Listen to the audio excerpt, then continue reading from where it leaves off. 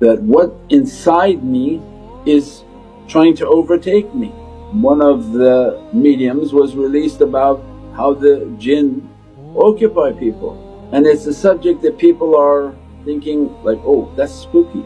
So you have parasites inside of you that are occupying you, and we described many times with ChatGTP. Now all our people go back and GTP and then make a post. What are parasites? What are common parasites within humans now? What is Lyme disease? What are these things?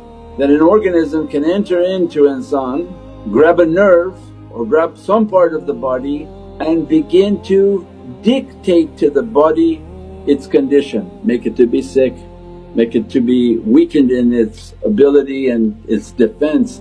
And people then they don't believe in jinn. When a bug can bite you, take over your central nervous system and stop you from walking again. But La ilaha illallah Muhammadun Rasulullah no, it's in everything. Of course they can.